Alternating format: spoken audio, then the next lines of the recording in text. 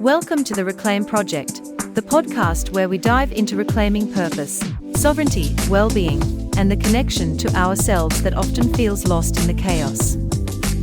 Today, we are joined by Davy Rowe, a certified life coach, counselor, and breathwork facilitator with a passion for men's health.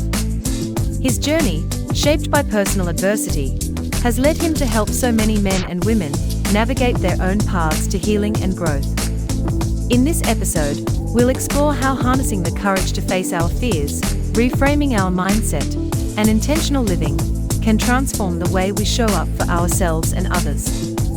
So grab a coffee, get comfortable, and join us for a heartfelt conversation about resilience and transformation. Let's dive in.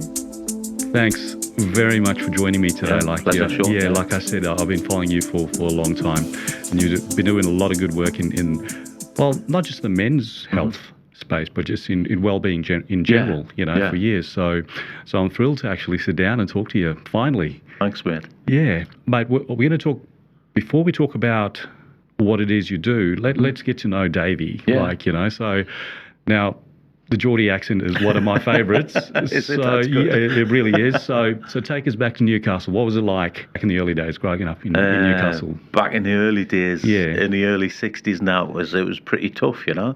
It's a hard place, It was, but it was funny. It was great. Yeah. We had some great laughs as kids. We loved it, And we didn't know any different. It was like years later. I remember about 20 years ago, I'm speaking to my sister, and she's like, "Oh, we're poverty stricken," and I'm like, "We weren't poverty stricken," and she's like, "Yeah, we were," and I'm like, "Really?" And it was like, "Yeah, of course we were." And I think of poverty stricken, with bloody Oliver Twist and that, desperate on the streets and that. And she's like, "No, that's really, But she's like, wow. No, it wasn't as bad as that. But obviously, things were really tight, and we lost our father when I was 8, and that, I lost my dad when I was 8. Right. And so my mother was a widow bringing up 5 kids under the age of 11, which was tough. Where do you sit in that? I was second bottom, second youngest. Oh, okay, yeah. Second youngest. youngest. We're close. I'm the youngest of mine. So. Yeah. How many in your family? 7. 7, right, nice. But you've got some protection up the big guys up front. Yeah, they even to this day, they think they're my parents. Yeah. Because that was a dynamic growing up, so yeah. Yeah. Yeah, no, fun times. What's the main industry in Newcastle? Or back then? Yeah, it was shipbuilding, mining, shipbuilding, coal, and that. There's a classic saying, taking coals from Newcastle. Coal yards and what have you, mines and shipbuilding was huge as well near Newcastle on the Tyne, near Wallsend and that. Yeah, so it was all like heavy industry and what have you. I became a sheet metal worker when I left school and that. Yeah, and that was unreal. I mean, I remember going in at school with this, looking about your career, and I was like this big snake of kids leaving school this particular day, and we walked along, and it was, there's your national insurance number, sign here, that'll follow you for the rest of your life, It was like a tax file number. Then we moved to the next table, and this guy's like, "Do you want to join the army?" And I'm like, "No."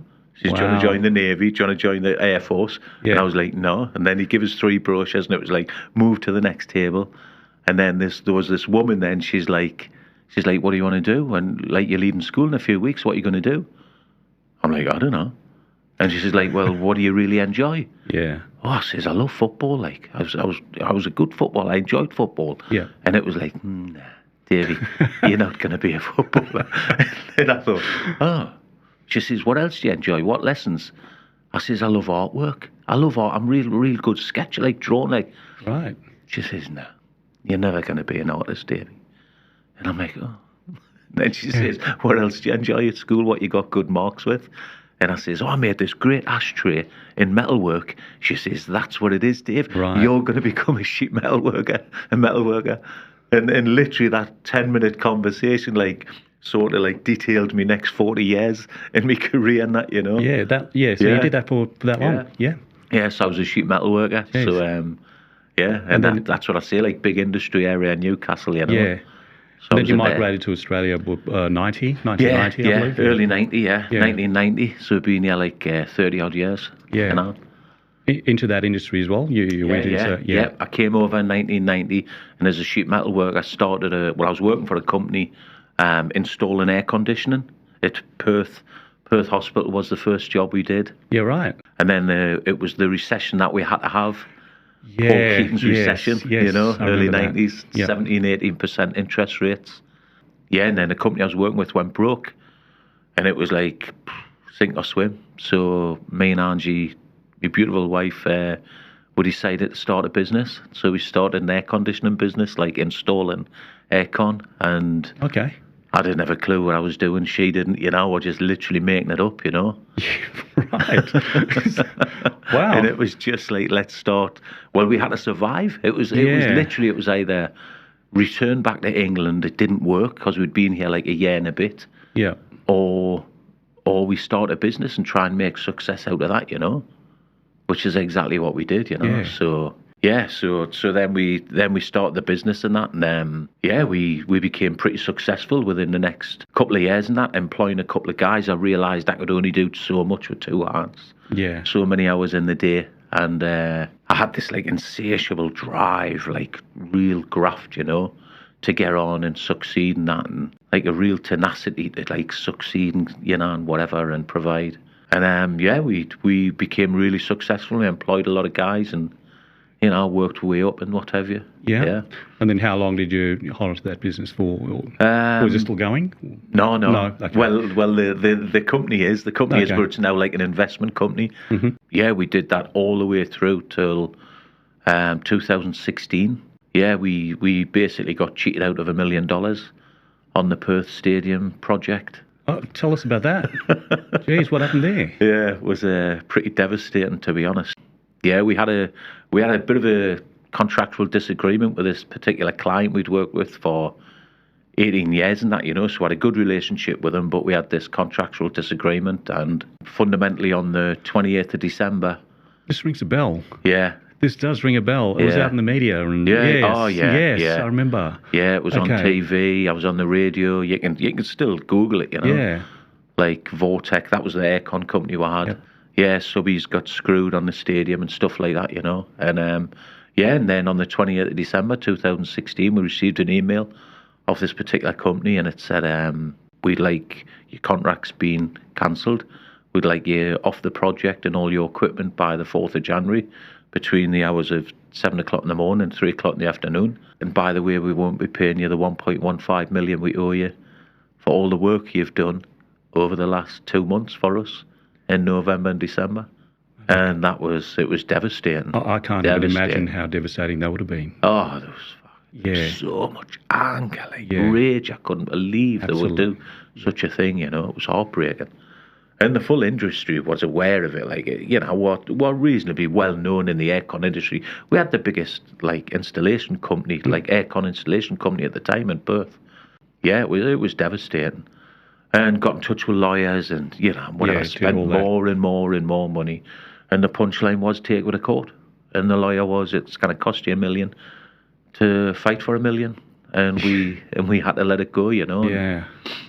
And then that was the classic. My brother who lives in America, and he does a lot of this men's work and that, and supports men, and he was at the time anyway. And he says, the punchline, Davey, you've really got to forgive these guys. That's cheated you. And it was like I just wasn't ready to hear it, And I'm like, no way, And he says, I suggest you come out and do this course. Okay.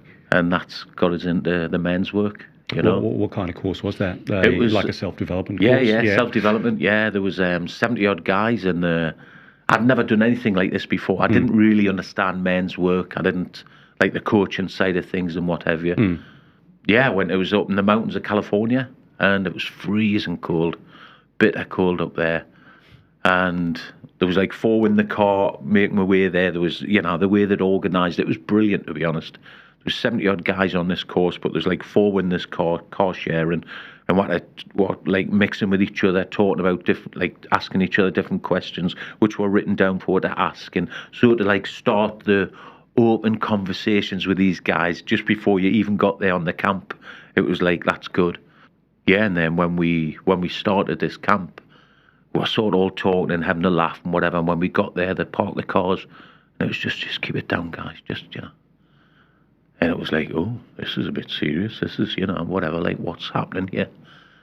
And it was incredible. It was incredible, powerful course, man. Honestly, the most powerful thing I've ever done with men like that. How long did it go for? 3 days. Yeah. It was 3 days. And I've just created like a retreat for next year. And it's going to be based around this course, Oh, beautiful. Because it was incredible.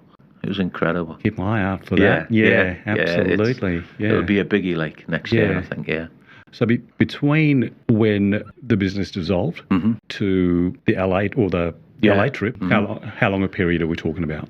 I think it was about a year and a bit. I think it was about a year and a half. Yeah, and how were you? I think the business sort of collapsed in the December, and then I think it was the February when I went to the States. I think, yeah. So and it was like a year and a bit. I mean, I know you were devastated, but if you could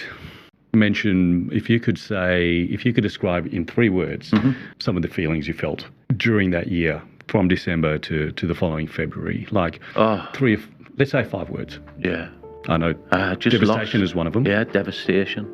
Yeah. Just lost. Just lost. Just destitute. Just disconnected. Like it was shocking because it was like my full identity. All of my life I'd been like this, this hard work. I'd done the right thing. I'd, employing all these guys who had this great little family business. I'd grew to this massive business. But we're always doing the right thing by the guys, looking after them, paying all the insurances, paying all the superannuation, getting everything sorted and was super organised. And then, like that, gone. Yeah. What? It was just shocking, I think one of the main ones as well was just hopelessness. I couldn't see a way out. It was just dark. And it was just, again, I mean, this, like, at that time as well, like, I had like the very first suicidal thoughts I've ever had in my life was in my early 40s, and I was just under that much pressure. It was just this voice in my head, literally drive the van off the road, Davy, and the pain will stop. That was one morning I was driving into work, Oh, you were still... Yeah, that was in my 40s, That was in my 40s. And when this happened again, there was these thoughts of like suicide, and it was like, no, we'll get through this. I was a lot stronger now than what I was then in my 40s, Yeah. So that was like 15 years later, Yeah. But I remember getting to buy a shirt at Joondalup Shopping Centre, and I'm literally standing there with this like a nice collar shirt. We're going out for some meal, me and Angie and that. And I remember looking in the mirror, and I couldn't make a decision. I couldn't even buy a shirt. Wow. I'd lost so much confidence. Yeah. I couldn't buy a shirt. And I remember taking it off and sort of like going out, no, it's not for me, whatever. And walking out the shop and thinking, what the hell's wrong with this? What's happened? Yeah.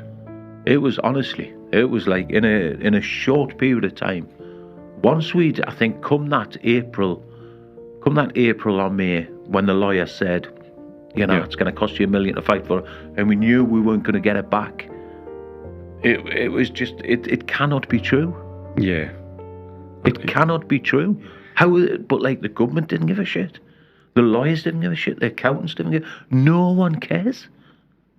And it was just like, and it was really like me and Angie, there was this classic moment, they both were in tears sitting there, and we realised there was only me and her in this. There's us two together, that's it. I mean, obviously you've got beautiful kids and family and support and whatever, but we are the only ones that's going to get us out of this. Yeah, nobody's fighting for you. Yeah, nobody's out there. Yeah. No one's come to save you.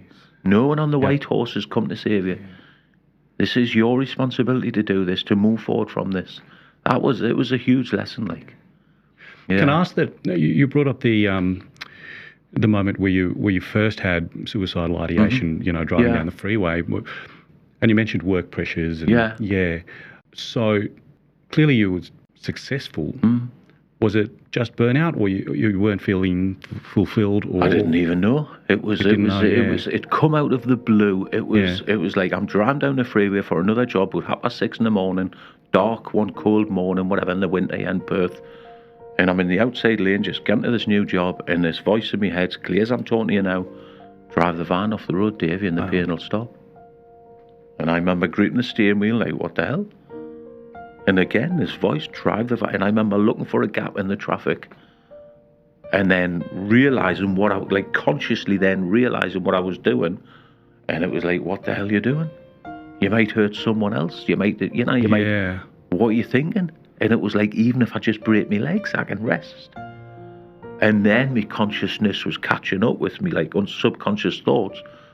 And it was like, you need to stop. Yeah. Because, and then I realized emotionally, mentally, physically exhausted. Yeah. And I knew I needed help, And that was it. Yep. Did you see? Did you? Yeah. I did a course called Landmark Forum. Okay. Yeah, Yep. I did the full curriculum of Landmark Forum. It was brilliant. I mean, as an outsider looking in, they'd be thinking, geez, Davy's got the world at his feet. Had everything. Beautiful wife, beautiful kids, money in the bank, great business, playing football with the lads, out on the drink every weekend. There wasn't it. And on the front, this is the persona. This is what I teach now, obviously what I share with guys and how I explain to guys. This is the front we put up. Yeah. There's nothing to see here. Everything's great. And putting up that front is exhausting because you've got to animate it all the time. Yeah. So well, you're carrying that load in a sense. Yeah. You're carrying these emotional wounds in this load of proving to the world that there's nothing to see, that everything's fine here. Yeah. And it's killing people. It's killing guys. It really is. Literally. That trip to the States, the program you did there, was that the moment where you said, okay, this is the path I want to go down? That was it. Yeah. That was the one. That was on the Sunday morning. I mean, it was like an incredible weekend. Like, I'd never done anything like this before. And I witnessed miracles. I witnessed guys dealing with stuff that they'd been carrying all of their lives and what have you. Obviously, I was going there. My main thing was I had this rage inside of me for these guys that we'd had this disagreement with, that cheated out this money. It was like, I was scared in case I seen them in the street, I was going to bloody kill them. I wanted to burn the place down. I was livid, with what had happened.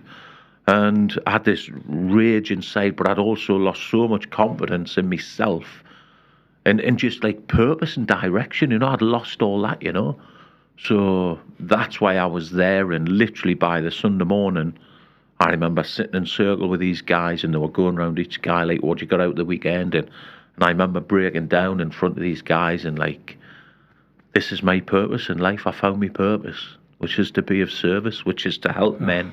That's beautiful. It was huge, man. It was huge. And it was, which is to help men, which is to be of service, and to help men not to suffer like I've suffered, or however they're suffering. And I knew like all these different guys, these different characters on this weekend, and even with the facilitators, you had different characters within the facilitators. Of course, we're all unique. We're all the same, yet we're all unique. And it was like, this is my purpose in life. This is what I choose to do now. And that's what you went ahead and did. You came back and that's exactly it. Yep. And that's when EQ Wellness Centre, that was when that was established. Started, sort of, just not long after, about 6 months or a year after. Okay. That was the old aircon factory, and we stripped it out. We got rid of all the gear, and we lost a fortune with all this equipment and stuff, but it was just get it out, that's it, I'm done with it. And then we painted it, and then we put these beautiful murals up there, and it was like, we're going to call it the EQ Wellness Centre, like Emotion Intelligence Wellness Centre. Yeah. And then we hire the space out. Yeah. I've got dancing girls go in there, do dance classes. We've got like medium classes. I was there last night. There's a girl Laura's doing like medium classes in there. Yeah. Okay. Yeah. I mean, I do my men's circles in there, the Infinite Man program. Yes. From there. There's a guy that runs a gym from there as well, like a one-on-one gym, personal gym. I've got a naturopath, uses the space at the front. So you've got all of these shared areas. Yeah. I've got a coaching room, like dedicated coaching room and breathwork facility upstairs. So for one-on-one coaching? Yeah, for one-on-one coaching, for small groups, Yeah. It's like a 70 square metre, like beautiful coaching area, like dedicated coaching area. It's great. Yeah. It's beautiful. But before you got that off the ground, was there still a lot of work you had to do on yourself? Oh yeah. In terms of like you said, you harbored a lot of anger, which is understandable. Even that anger, even on that weekend in America, I remember like lying in bed at 1 o'clock in the morning on the Friday night, and we'd done all of these cathartic exercises and different things, and there was a lot of tears and a lot of like rage, and I remember like feeling for this, like this knot, this rock inside of us, this anger, and it wasn't there. And I remember thinking, how is this possible? Just with words and different exercises, you can move this energy, because that's what they explained to. It's all energy, everything's energy. I didn't have a clue whether this worked, and it was just suddenly I thought, wow, Yeah. it's like a miracle. So I can help men like this, like literally create miracles. And it's like, yeah, of course you can. And that's what I do. And that's what we do. You know, with the work we do. Absolutely. We help men just release this energy that they're carrying that no longer serves them, that they didn't even know was there. Exactly. And it's like, this is nuts, isn't it? But it's like, well, it is like magic, you know? It really is, yeah. Yeah. And, you know, guys in particular, the feedback that I've got from guys that, they've gone through the talk therapy and all that kind of stuff, which, I mean, that absolutely has its place, psychologists and counsellors, absolutely. But until they tried all these other modalities, the talk therapy wasn't all that effective for them. And part of that was that, you know, us guys take so long to open up to, especially to a stranger. Yeah. So was that when you conceptualized EQ Wellness Centre, was that the idea you had, have these groups, or was it designated to guys in particular, or was it just in general at that time? It's sort of like, it's evolved obviously over the years. But it was like, as I started doing my training, so there I went to studying at the like the life coaching college. So I'm like old school. I like face-to-face training, you know. So I did the life coaching college, and I did the full curriculum of that. You know, that went over like 2-3 years, in a sense, with all these different courses, with NLP training, hypnosis training, speakers training, different modalities. I did like a process called MBIT, multiple brain integration technique. Head, heart, and gut. You know, you've got 3 brain sciences proved this now. Yes. That's like my favourite go-to, like technique in a sense. You know, with regards to, I mix it with like internal family systems, IFS. You know, I use that, and parts integration and different, and like core parts transformation. So you've got all of these things I've learned and I've been taught over the years, which I love. And like anything, and like you're probably the same, where someone teaches you a certain thing, or you read the book, whatever, and you're like, yeah, I didn't get that, I didn't like that. Well, I'm taking this bit, and I'm working with this, absolutely, and then I'm going to make my own process out of this, exactly, and that's exactly what I do. And I've brought all of these bits of information and knowledge in, and just created my own little like program, my own little way of teaching, and it's like incredible, you know, and it's getting these results, and it's whatever. And it's like, yeah, this is what I do, you know, and I love it.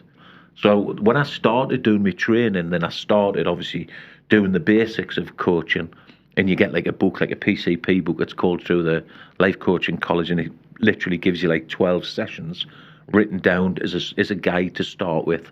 So I started my coaching with these 12 sessions and that, and then I started doing more work and different modalities, and then created my own out of it, you know. So you mentioned a few of those modalities, so breath work as well. Breath work, somatic healing, breath work, I do somatic healing, breath work. And so you mentioned before the Infinite Man program, which is an 8-week program. It's an 8-week course. 8-week course, there's like three versions of it, of this. It's like there's 3 offerings with regards to the Infinite Man program.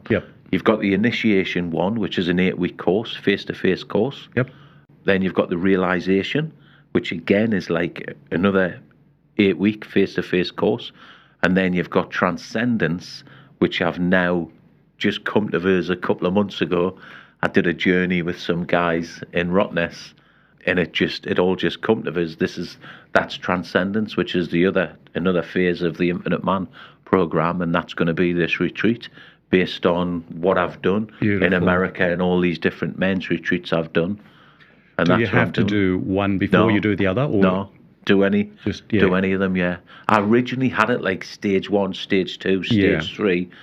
And then I was speaking to a mate of mine the other week, and Brett was like, because I was saying to him, I says, I've got guys that's on like the second stage that haven't done the third stage or the first stage and all that. And he's like, why do you need a stage? And I'm thoughting, yeah, you're right, Bray. Right, I'm going to take that out. Just take it out. And I'm just going to have 3 offerings on the Infinite Man program, and it's initiation, realization, transcendence. and the three totally different offerings, you know. So you'd be pretty much running them back to back. Yeah, well, my idea is it's like about getting more guys, getting out there, like doing this work and, you know, showing up sort of thing. And and that's the other thing with social media with me. It's like, I can't be bothered. It's like, why do you really have to do this? I know. So social media for me, like, I mean, for all of my previous career, we weren't allowed social media. Well, we were. What were you doing previously? So I used to work for the Federal Police. Right. And a similar story to you. I burnt out. I crashed and burnt without looking back now. There were definite warning signs, and I just ignored them. You know, there were wake-up calls, and I just didn't answer them. But and then I just fried. Yeah. You know, it just hit me, just out of the, well, seemingly out of the blue, but really it wasn't. It was a build-up of. Yeah.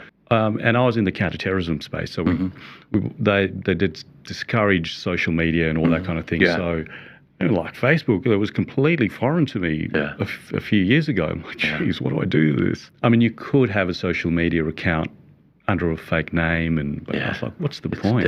No. There's a lot of work involved with it, and it's in the amount of ads and stuff and whatever, and it's just.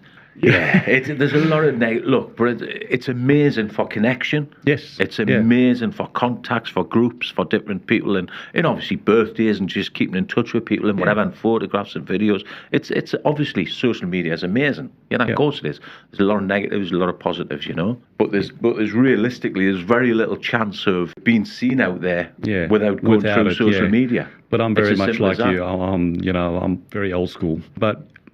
Geez, you just got to jump on board with whatever's going. That's exactly it, you know, when in Rome, you know. Yeah, exactly. So the men's groups, is there a maximum? Or I mean, we had like in the first one we run, we had like 24 guys, you know. Okay, that's quite big. Yeah, it was nice. Yeah, it was good. It was a beautiful size, you know. But some of the nights were going on to like 11 o'clock. After 11, we were exhausted, you know. Yeah. But it's like, but obviously it's getting less now. We're starting to cut it down and get a bit more precise with the timing and that, you know. Yeah. But the first one we did we had 24 guys.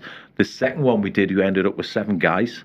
So that was like more intimate in a sense, you know, which was still amazing. This one we've got 15 guys, 16 guys signed up. Yeah. So it's just up and down. So I'm doing this funnel thing and trying to get more people. I'm trying to get outside of me normal reach in a sense on social media. Yes. To do ads and God knows what else. I didn't really understand it, but it's like it does me head in. Yeah. But I've got like amazing IT guy that helps us, you know, and what have you. But it's like it's all new to me. It's just I just want to help people, just be of service. I know, like if it would just organically just happen like that without all the other stuff. Yeah, it'd be great. Exactly. Plus, I'm doing like one-on-one coaching, so I've got my own, like I said, my own studio at the EQ Centre, you know, upstairs there.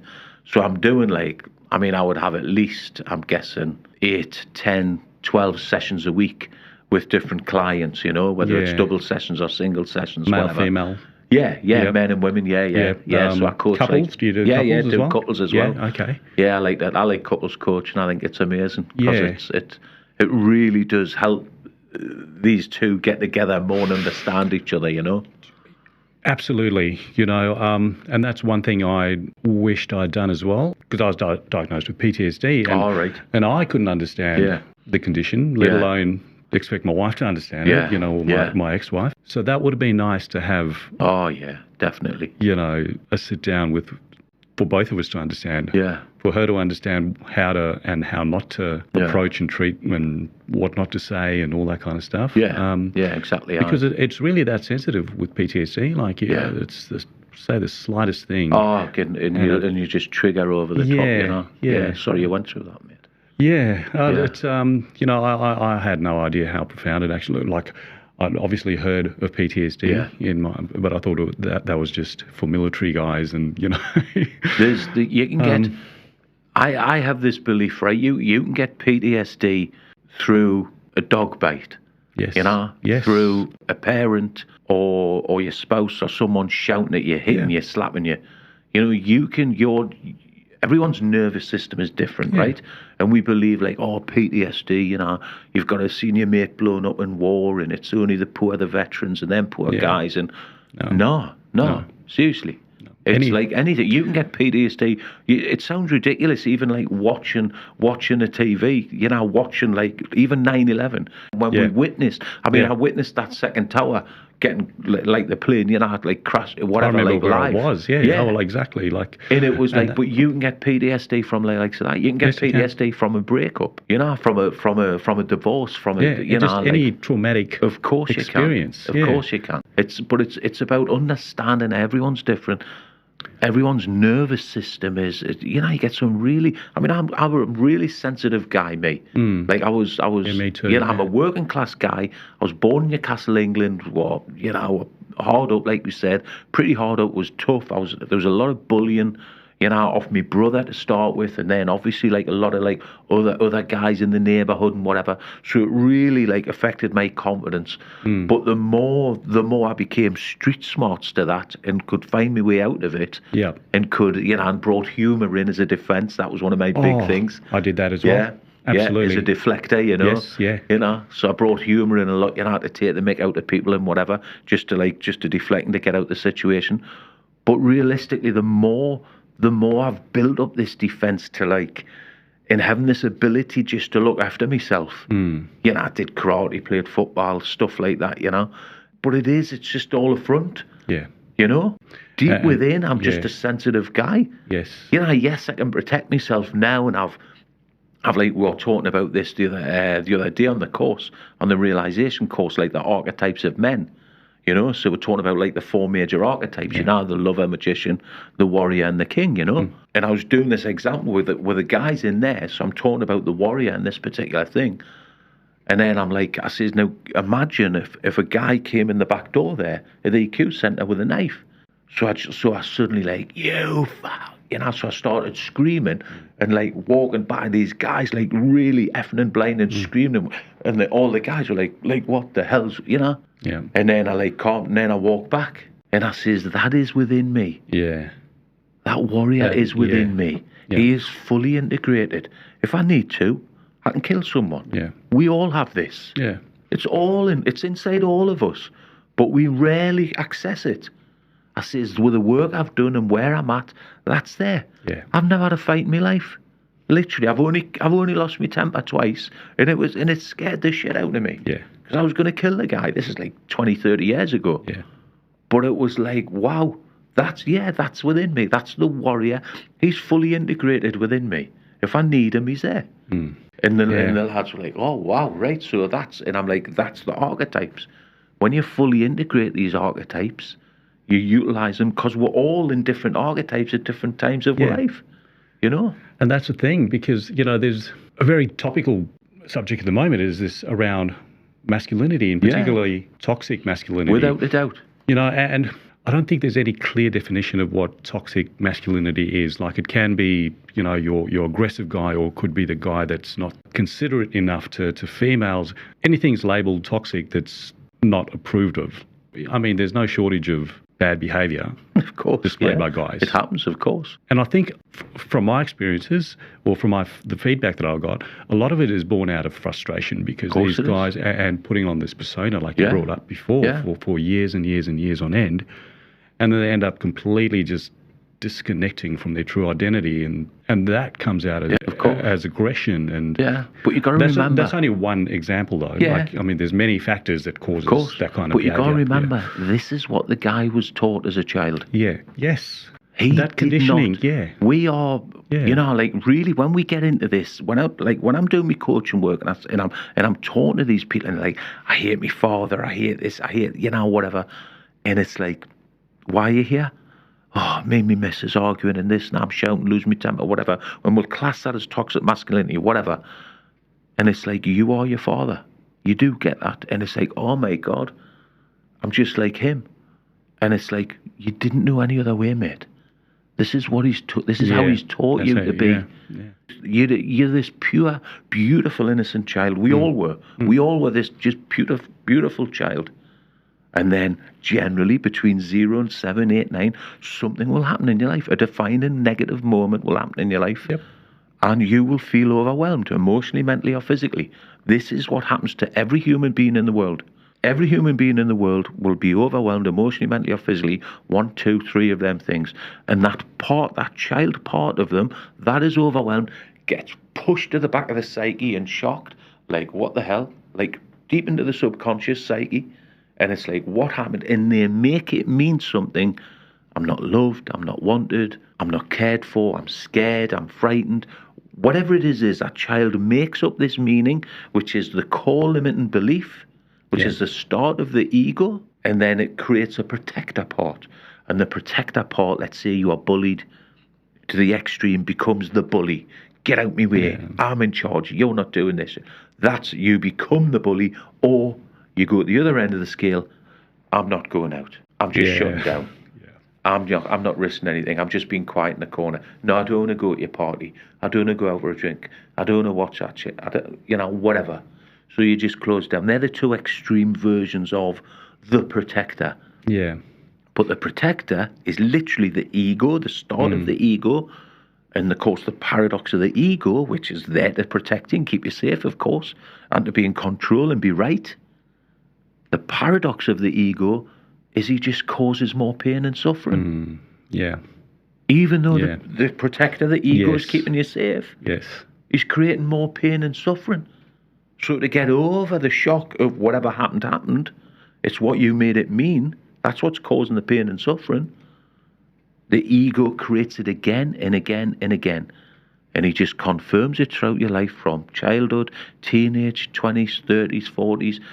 And, you didn't get on the footy team. I'm not wanted. The girlfriend went off with your best mate. I'm not wanted. You didn't get the job yet. I'm not wanted. Yeah. You didn't get the promotion. I'm not wanted. These things just happen throughout your life, but you keep making it mean, and you confirm this core belief, which becomes basically your present state. But this is all subconscious. You're not even sure you're doing it. What draws these guys to your programs? Was it they know there's a disconnect, or they know something's off, but they're not sure what it is and they want it dealt with? Or they have an inkling of what it is, but they're too scared to dive in? Most men do not know. Not just men, most people in the world do not really understand the core wounding or the core reason why they act and behave a certain way. And we can obviously say, oh, my father was hard on me, or my father died and that's why I do this, or whatever, or my mother and father got divorced at that age and this is why it's like, that's like a simple way of looking at it. But to get to the core wound, to actually identify the core wound, this is like there's a process I do. I had a session yesterday, and I was working with this girl for 3 hours, and it was literally, and she's like, oh yeah, I was never heard as a child, I was never seen, I was never this, I was never that. And I'm writing down these I am statements because it's an identity that you believe is true. Yep. And I was getting all of these down, and when we literally clarified it, read it, after an hour and a half of hearing the full story, our life, our this, our that, our upbringing, there was abuse in the family, there was domestic this, there was violence, there was this. Once I got to the very crux of it, when I got underneath it, it was, I am alone. And that was her biggest thing in the world. She felt alone because she was alone as a child. She didn't know it was that. This is her subconscious. Yeah. Tears, emotion, realization. Oh my God, I'm alone. She's thought the subconscious has told her she's been alone all of her life. Yeah. Every time something negative happened to her, she made it mean, I'm alone. Right. And literally, so we got to that, and there's lots of tears, there's lots of realization. It's like, okay, just sit in it. Just be aware of it. Feel it. Feel the load, what you've been carrying all of these years. More tears, this, that, and the other. And then I'm like, literally, only answer yes or no. Is it true that you today, at this very moment in time, within your life, is alone? Of course I'm not. That's beautiful. Jesus. You get it? And it's like, of course I'm not. Yeah. And I'm like, so how are you not alone? I've got my beautiful children. Of course you have. I've got a beautiful partner. Of course you have. I've got beautiful support, network, family, friends, workmates. And I'm like, of course you have. Yeah. But she wasn't even aware she was carrying it. She didn't even realise subconsciously. It's like a veil, like she sees life and she's been seeing life through this veil for like 20, 30 years, through this veil of, I am alone. So no matter what I do, there's an anxiety, there's an anxiousness because she feels isolated and alone. And of course, when we now prove, is it true or false? It's like, it's false. Then it must be a lie. Is it a lie? Yeah, of course it's a lie. Is it 100% a lie or just a little? No, it's 100% a lie. It's bullshit. And I'm like, of course it's bullshit. So then from that, we then create the desired state, which is what do you want most of all in life? What is it? Happiness, contentment, relaxation, peace. And the punchline with this particular girl was, love myself. And it was imagine that. And she's like, I cannot imagine it. Yeah, and that's really, the crux of manifestation really is, when you can visualize it and feel it. Yeah. It just unfolds. That's exactly it. It's like shadow work, when we talk about the shadow, the darkest, hidden, repressed fears behind you, and then we bring it out to the front. And of course, soon as we reveal it, the shadow cannot survive in the light, Sean. Yes. It cannot, mate. Yeah. So when we bring it into the light, it literally starts dissolving. Because it's an untruth, it's a lie. It literally dissolves on my hands. Like, I'm alone. Is it true? It's like it was when we first discovered it. Yeah. And the pain and the suffering, but now we've had a conversation about it. It's just like, it's like a bit of dust. It doesn't exist, does it? Yeah. So then we work through this process. Yeah. And we line the head, the heart and the gut, become congruent on this process that I do, called I Love Myself. And a lot of people don't realise the other two brains. Oh, no. It's because it's not taught. It's not taught because you're trying to get it out there. Yeah, we're trying to get it out there. We're trying to help people. It's like when we have a disconnection with our wife, with our partner, with the kids, whatever, with work, whatever it is. So it's like even in my situation where the guys didn't pay with that money, the business went down, we paid everyone off, I was lost, I was disconnected, it was like, my head was like, all right, Davy, financially I was fine. Yep. Like, I've worked on myself for like 30 odd years, financially I'm in a good position, I'm fine, we'll survive, all that, even though we lost $1 million. So the logic says, it's all good, Davy, just get over it, move on. That's logic. There's no feeling in the head. Yes. Yeah. The heart's like, oh my God. Yeah. We've lost all our purpose. We've lost this. We've lost that. The gut's like, I cannot believe this. They would do this to her. So the anger and the hatred and the venom in there. Yeah. So suddenly I'm like totally misaligned. Yeah. So whatever happened did happen. I made it mean I dropped into the victim. Right, so at that moment in time, because it was uncalled for, it was wrong, it was unjustified. Yes, you are wrong, I am right. That's the victim. I get it, I see it with the work I've done now. Yeah. Of course it is. And I don't even care how painful it is. It's the first stage of consciousness is the victim mentality. Yeah, and that is life is just the way it is. If you believe that, that's a victim mentality. Absolutely. And the only way out of the victim mentality, life is just the way it is radical responsibility. That's the only way out. You cannot get out of a victim mentality without taking radical responsibility. But when you take radical responsibility, you move to the second stage of consciousness, which is the mindset. So now suddenly you're starting to connect to purpose, starting to see the flag in the sand. Yeah. Yeah? Yes. So you've moved from the victim, which is exactly what I did when I went to America. So I was still in the victim, even when my brother rang us a year and a bit later. He was like, oh, you got to forgive these guys. And I'm like, yeah, I'm not forgiving them. So in your groups, do you find guys that still want to hang on to the victim because... Oh, without a doubt. Yeah.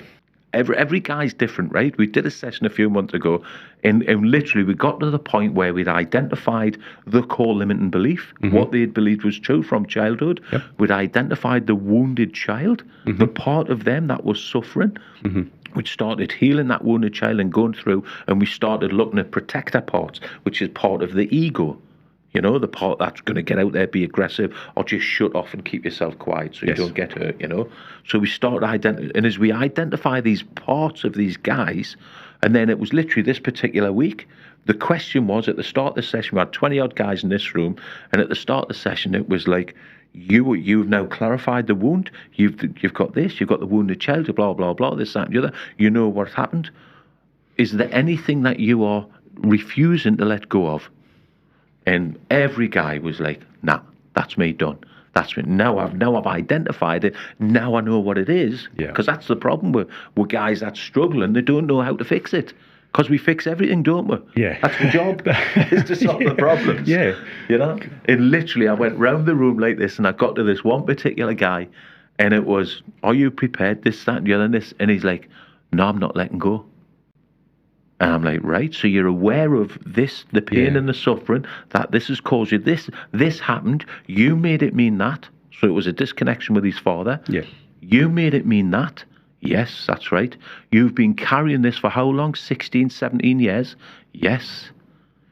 You know what it is. You know how to heal this wound because we're just talking about it now. This is the process on how to let go of this and start forgiving yourself and forgiving your father for this. Yes, yes, yes, yes. And I'm asking you again, are you prepared to let this go and to move forward? No. Wow. And I'm like, okay, no problem. I says, you do understand there's like a rock, like an emotional rock in your backpack, which is weighing, which is exhausting you carrying this, but you are prepared to hold on to this. Yes, it was that important to me. I choose to hold on to this. And I'm like, okay, mate, no problem at all. And it's perfect. Yeah. Whatever his journey is his journey. Yeah. And it's because you can't prize it out of. You can't. Yeah. And the punchline with this work, what I've realised is, I'm not there to heal these guys. I'm not there to do anything. These guys are perfect. You're perfect. I'm perfect. Yeah. We're all perfect. Yeah. It's our belief system and our perception on the external reality that's causing the pain and suffering that we tell ourselves we're not perfect. Yeah. You know? Absolutely. So this particular guy is perfect. He's a beautiful man. Young man in his 30s. I think he's mid-late 30s or something. And his family and he's doing his thing. But he's like, he chooses to carry on struggling. And that's his journey because he's not ready to let go. The timing isn't right for him to let go. Yes. And and it will. Like when that if rock... he chooses. Eventually that rock's going to become too heavy. Oh, without a doubt. You know, that's exactly it. It's it's the classic, isn't it? Yes. Yes. Exactly. Another hour, Davy. Keep on. You know. I can. So yes, but the timing, I guess. Timing's everything. Yeah. Sean. Timing's everything, mate. For me, for my journey, I think the biggest hurdle for me was fear. Yeah. In coming forward because. Look, I knew, like from what I'd seen and experienced, I knew there was some stuff underneath here that I just buried, and I knew that it didn't just automatically dissolve. But I was just too scared to go and confront those things because they were nasty. So I did a process called EMDR, which was quite, to be fair, it was quite brutal initially. But they're very gentle in how they walk you through it. Is that with a light? Yes, and also this therapist used his finger or his hand like that. Yeah. And just recalling. So I had complex PTSD. So having to recall each and every traumatic event and replaying it frame by frame by frame until that recall becomes faded, you know. Wow. So is that the process? I've never done it. Yeah, when you first start digging things up, you know, and he did say, look, it's probably going to get a little bit worse before it gets better, which it did, you know. I started getting the nightmares and I started getting paranoid, you know, just walking around in daylight. Yeah. Like, geez, am I going to be attacked? But he did forewarn me, look, this is what's going to happen. Yeah. So I could at least rationalise that and knew what was going on. Yeah. And then it got better and better and better as it went by. So I did all the psychological stuff. How long did it take? Months. So about 6 months. Wow. Yeah, because it was complex. Honestly. Yeah, because each event had to be revisited. Oh, wow. Each event. So that was the psychological stuff. But then, like you said, you know, our nervous system just stores everything. Whatever. Yeah. Everything. Somatically, you just carry everything. Yeah, and that's what I did. I did the breath work. I did the sound healing. You know. Who did you do somatic breath work with? So Luke Kalani. Oh yeah, so, yeah, lovely guy. Yeah. And sound healing as well with Luke. Yeah, he's a lovely lad. And started getting to the plant medicines and things. So it just opened up a whole new world for me. Yeah.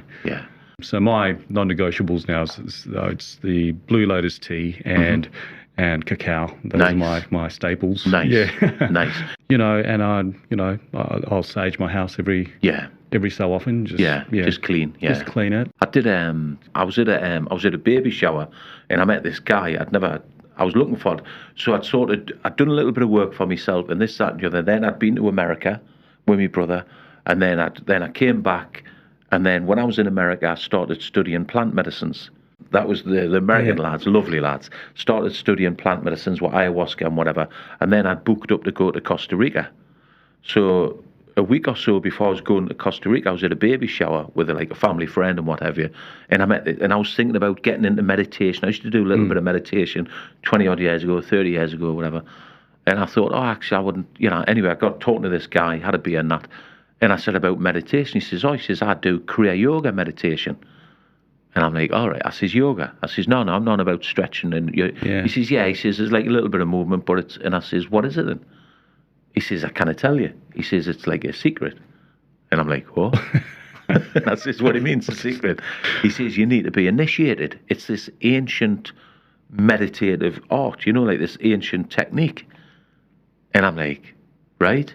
I says, you need to be like initiated. And he's like, yeah. He says, it's like a weekend to be initiated into Kriya Yoga.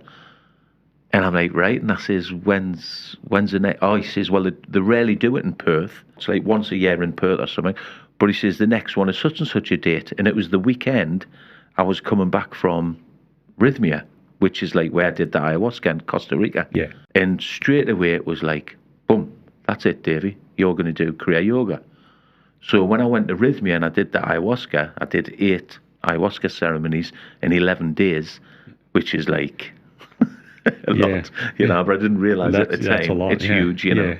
And of course, even when I got to Rhythmia, there was a guy, one of the facilitators, one of the guys there, he was actually doing an initiation for Kriya Yoga that weekend. Oh. And it just confirmed it. And I spoke to him, and he says, I'm going to recommend you don't do it with me, Davy, and that you actually do it when you get back to Perth, because that'll be a different vibration, a different way of being with the teachings and that.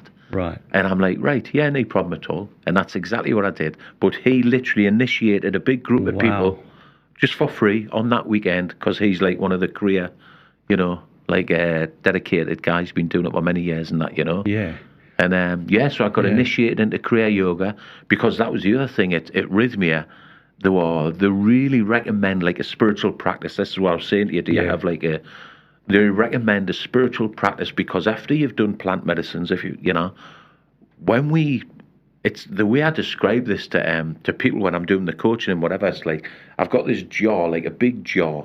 So there's 53 layers of sediment in this jar, all different colours, all different textures, all different densities, whatever. And then you've got beautiful clear water at the top. And if we were doing a coaching session, or when I do with guys with coach, whatever, we're literally doing this. So we are revealing thoughts and feelings, and exactly what you did with the EMDR and all that. So that's exactly with plant medicines. That's my description with plant medicines. You are literally like scrambling the brain. So like it's just like, you are revealing thoughts and feelings and visualizations and whatever of things you had no idea you remembered, or that actually had an impact on you. Exactly like I did with that girl the other day when it was I'm alone and lots of tears and oh my God, because that was underneath. They're not being seen, they're not being heard, they're not being wanted, they're being hurt, they're being abused and all that. Underneath it was I'm alone. But you didn't know it was there. And it's the same with the plant medicine. Yeah. And it's literally as it settles, these 53 sediments settle into a different format now. Yeah. Certain bits of grains of sand and stuff come to the surface. Certain heavier bits sink away and dissolve. Literally, because we've dealt with that now. That's gone now.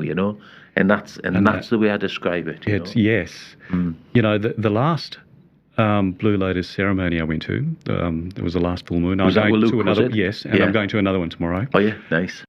The experience I had the last time was, I settled into such a deep state of meditation, just these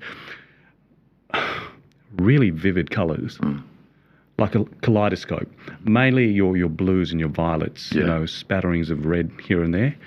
But it was amazing. And another girl that attended that ceremony as well, we touched base a couple of days later, sent me a text, geez, I don't know, is it me or... Because I'm really just relaxed and tired. Yeah. I'm like, yeah, I feel quite drained. Like, not drained, but, you know, just like I'd dealt with a lot, like I'd shed a lot. Yeah. And that was incredible, like stuff that I wasn't aware I was carrying because it was all subconscious and that was all dealt with. Just transcending energy, mate. Just moving through. Yeah. Just, you know, I mean, I did a 1 hour modules a couple of weeks ago, was literally like ego versus karma. You know, ego versus soul, and we got really deep into karma and what is karma and what you brought into this lifetime. And, you know, is it ancestral karma? Is it yours? It's like, what choice did you have? And this is what I was trying to say before with this guy, you know, like the guy that's angry and pissed off at his missus or the kids, or, you know, he was taught that way. Yeah. He was that beautiful, perfect, innocent child. Yeah. And his parents, the way they were brought up, and I'm not blaming his parents. I didn't blame. Honest to God, it's a strange. Well, it's not strange. It's beautiful. I have so little judgment now. I see the beauty and the love in everyone. I see the magnificence in everyone. Yeah, that's beautiful. Because it's like, who the hell am I to judge them? Yeah. It's honest to God. I mean, even like people cut you off in the street or whatever, or this, or a bit rude or whatever it is. It's like, it's okay. Yeah. I'm not carrying that shit. Yeah. I'm not getting annoyed and putting another bloody rock in my backpack and whatever. No. I've literally got to the point there's some pebbles in the bottom of my backpack, but I cannot reach them. Yeah. You know, I'll be dealing with stuff, but I don't know what the hell it is. So I've got nothing really major to deal with. Yeah. That I'm carrying, that I'm getting triggered about or whatever in my life. I'm living this incredible life now. It's a great space to be. It's incredible, mate. Seriously.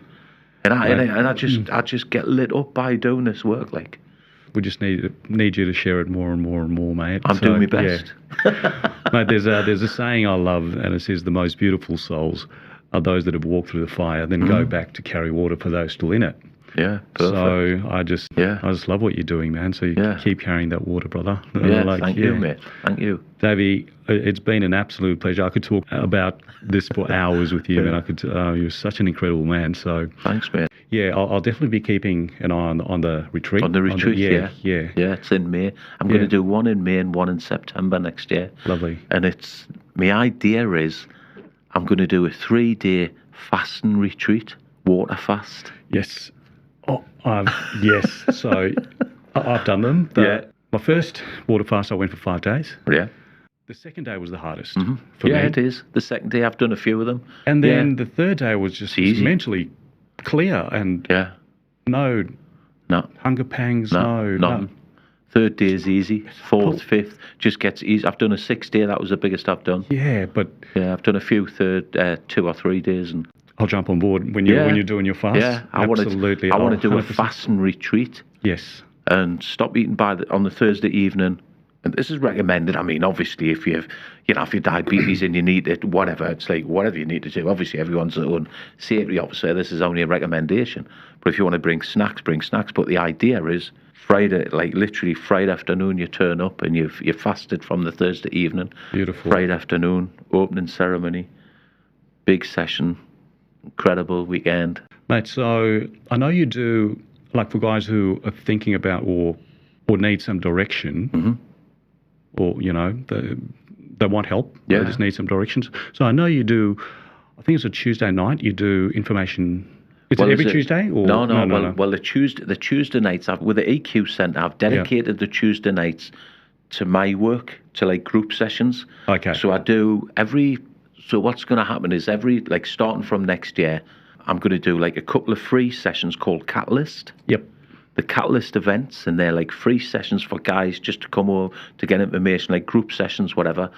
So I'm like, all next year, I'm going to do 3 8-week courses next year, and then 2 retreats, and then with 3 sessions built in all the way through, So that's my plan next year.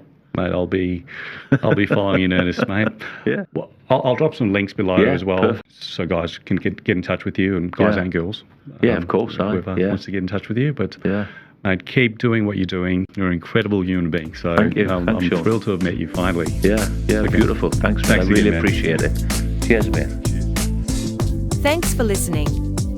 We trust you enjoyed the chat with Davy and look forward to your company on the next episode of the Reclaim Project podcast.